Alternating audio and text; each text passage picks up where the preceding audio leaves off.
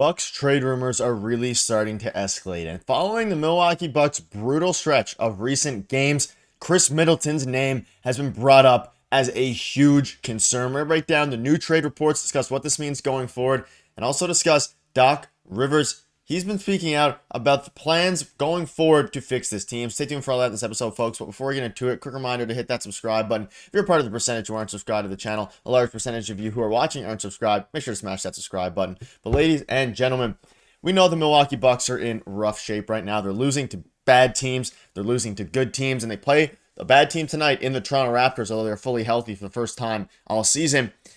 There's been some trade rumors surrounding Chris Middleton. And the reason for it is because Chris Middleton has been a huge problem for this team over the past few games. Now, we'll start with the trade report and rumor here. So, Bucks Blockbuster trade proposal sees them move Chris Middleton for a star. Now, I'll preface this by saying this trade is a little bit ridiculous, and the reason I'm talking about it is because Chris Middleton's name has been continuously brought up over the past few days into weeks regarding a trade because his decline is very evident, and I do think that his lack of defense is really hurting this team at the moment. You can see the trade here. After getting themselves back into a place of contention, the Milwaukee Bucks have slipped a bit recently. The team seems to be in need of a move ahead of the trade deadline. In a new trade scenario, the Bucks make the decision to move on from Chris Middleton. The choice isn't easy, but they see a way to get a star player in return. After looking at the new CBA restrictions using the spot track trade machine, here's what the proposal could look like. Now, this is a little bit wild. So the Bucks get Kuminga and Brogdon. The Warriors get Middleton and Valanciunas, and then the Wizards get some salary filler, and then 2 first-round picks and a second-round pick. So it's a very interesting trade. Now, from the Warriors' point of view, they're basically, I don't know if they ever do this deal. I mean, they're getting an aging Chris Middleton and Jonas Valanciunas for Andrew Wiggins and Jonathan Kuminga, and they don't even get a pick for Jonathan Kuminga. Now, obviously, the Warriors are in a position where they're trying to win now, so they don't care as much about picks. But if you're giving up Jonathan Kuminga, I guess the reason for the Warriors to do this is you're getting a more surefire asset in Chris Middleton, I guess, and of course a good center in Jonas Valanciunas. So I'm not going to focus on necessarily the realistic part of this. The Bucks, this would be a great deal for the Bucks, though you are giving up a first round pick. So basically, you're giving up, Chris Middleton and a first for Jonathan Kuminga and Malcolm Brogdon. And I think Kuminga could fit this team. I mean, again, he doesn't really space the floor, and I'm very curious to see what you all think about it in the comment section. This is more so, used to illustrate the Chris Middleton problem with this team at the moment. But here is the article's kind of description of why this works. Warriors will get another starter pair of Steph Curry. I mean, I wouldn't consider Chris Middleton a star, but they did. They also add some size with Valanciunas. Milwaukee lends a future star in Kuminga to replace Middleton, and they also get extra depth along the backcourt. Kuminga is just coming into his own. He's having a better season than Chris Middleton, so I don't know why the Warriors would even consider this trade. And then, of course, Brogdon would also be a very good asset. I think there is a world where the Milwaukee Bucks trade a guy like Chris Middleton in order to add a different dynamic to this team.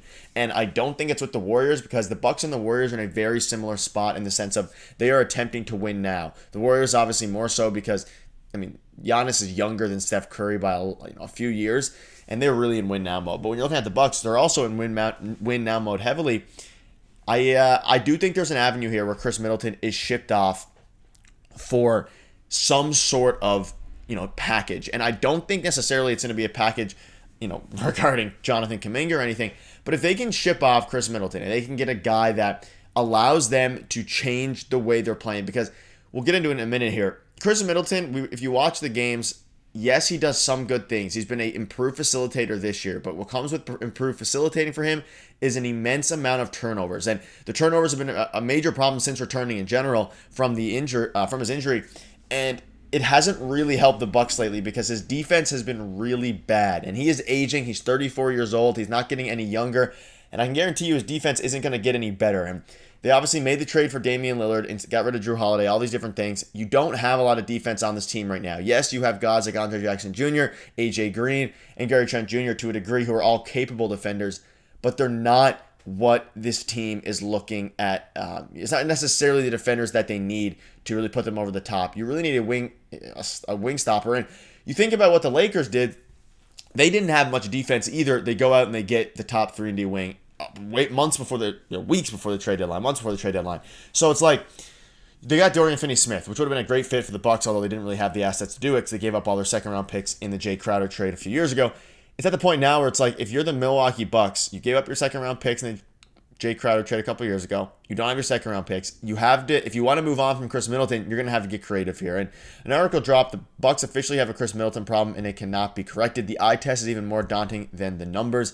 His decline is now on full display more than ever. For a team like the Bucks who rely on disciplined defense to complement their offensive firepower, his defense is particularly damaging. And this is evident if you're watching the games. The Bucks have already struggled to integrate new pieces like Dame into their system without compromising their defense, and adding a slow Chris Middleton is hurting them. And obviously this can be fixed if Chris Middleton was really good offensively. He's been okay scoring the ball, obviously a great mid-range shooter. That being said, it's at the point now where it's like, hey, if you're, the Milwaukee Bucks, you don't have much room for error when your defense is as bad as it is. And you can see here the eye test is even more daunting than the numbers in key possessions. Middleton has looked overmatched, unable to keep pace with quicker wings. And he's 33 years old now. I said 34. He's 33. I think this article says he's 32. I believe he's 33 years old. But it's forcing everybody to overhelp, overcompensate, because he's getting ripped off the ball or on the ball, and it's just leading to, poor play all around. He's averaging 23 minutes, and the scoring isn't horrible. Like, he's not having a horrible offensive output season at all. He's shooting a season high, or almost a career high, but he's shooting a very high 3-point percentage, 40% from three. He's shooting solid from the field. Like, offensively, he's fine. His assist numbers, they're similar to last year. They're up. They're at 5 assists a game. His turnovers are at 2.6 turnovers a game, which in 28 minutes a game, those are some bad per 36 numbers. And it's ultimately going to come down to what the Bucks need to do, because they have a problem, and hopefully it fixes itself. Chris Middleton maybe starts to feel better and gets more pep in his step. But at the end of the day, he's an aging wing who was never good at defense to begin with. And now you're on a team that's surrounded by players who also aren't really good at defense aside from a few. And your star point guard is really bad at defense in Damian Lillard. The defensive struggles aren't going to get any better unless they go out and make a move. And the only assets they have are the 2031 first and 2031 second. So trades like this, again, this one's a bit ridiculous. It's a blockbuster. I don't think this one happens. But a trade where you're moving Chris Middleton and maybe a first round pick in order to get somebody who fits better on this roster, because right now the players that they have, at times they've worked, and we've seen Doc Rivers make adjustments and things like that, but they need to make a blockbuster. They don't need to make a blockbuster trade, but I believe they need to make a move to help bolster specifically their defense. And obviously this move would do it. I think I'd do this move if I was the Milwaukee Bucks, kind of give a last chance at it. But again, that 2031 first round pick is getting very valuable, and especially as the Bucks' future remains uncertain, it's going to be interesting to see what they do. But again, let me know what your thoughts are in the comment section down below. The Bucks definitely have a problem, and it's in the form of Chris Middleton. And let me know if you see it differently. I mean, maybe some people out there are seeing Chris Middleton play well offensively. If you just didn't watch the games and look at just the stats, not horrible. But watching the games, it's a different story. It tells a different story. And ultimately, I hope that he continues to, starts to improve defensively. But at his age, I don't think that's going to happen. But let me know down below what your thoughts are on this. Thank you guys for watching. Cheers.